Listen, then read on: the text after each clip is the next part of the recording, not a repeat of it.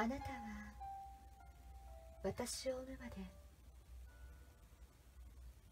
ずっと父の暴力に苦しんでいましたね。私が生まれた時、あなたは泣きながら喜んだんですね。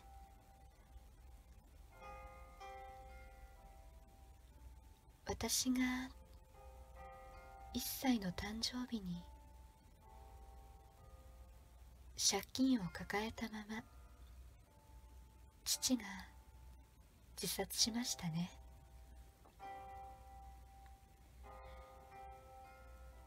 借金を返すために昼はパート、夜は居酒屋で仕事の毎日でしたね。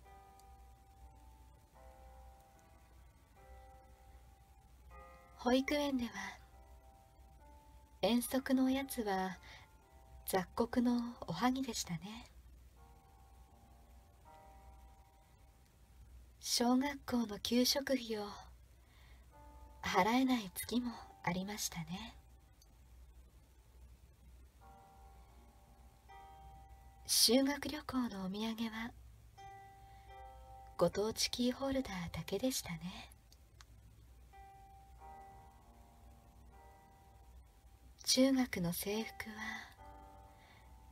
親戚のお下がりでしたね。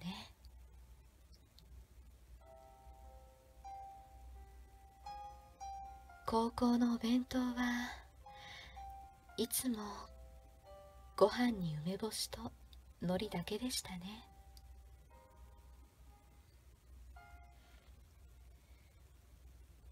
無理を承知で大学へ行きたいと頼んだ時、あなたは反論しませんでしたね。ゴミ処理場から捨てる予定の参考書をもらいに行きましたね。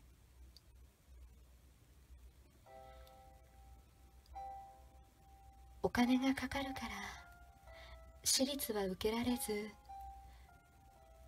国立洗顔受験でしたね。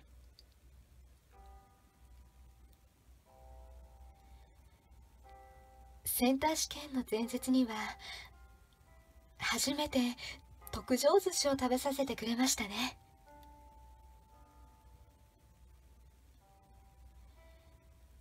センター試験に失敗したけれど、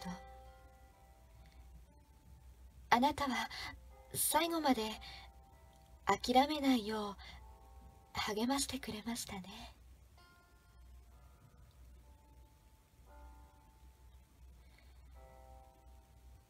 前期に落ちて一度私は自殺しかけましたね。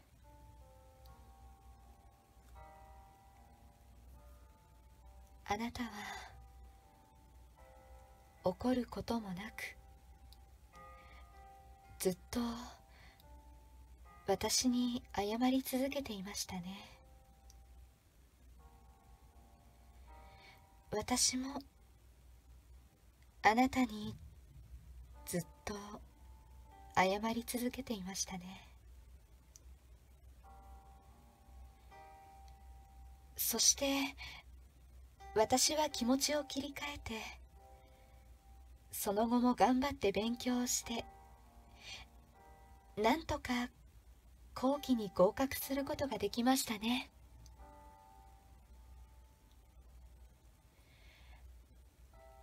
あなたはずっとおめでとう、おめでとうと泣き続けてくれましたね。でもあなたは入学の準備の時に急に倒れて病院に運ばれましたね。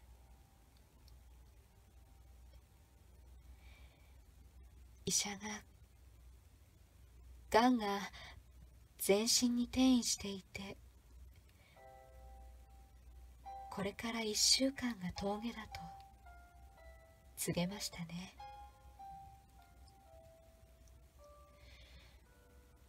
私がただただ泣き続けている時にあなたは、この体の傷やがんの一つ一つがあなたを育て上げた立派な勲章なのよと微笑みながら言いましたね。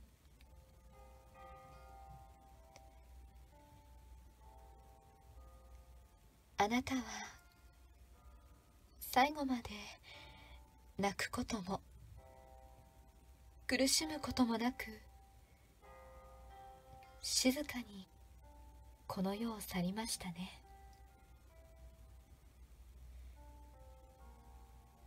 今私は医者になるために毎日一生懸命に勉強していますよ。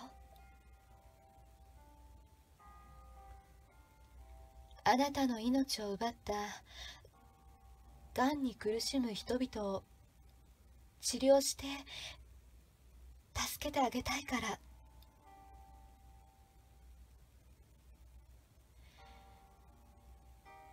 私が育った環境は決して恵まれてはいなかったけれど、あなたに生まれ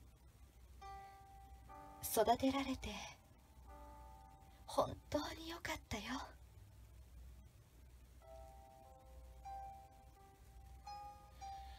ありがとう、お母さん。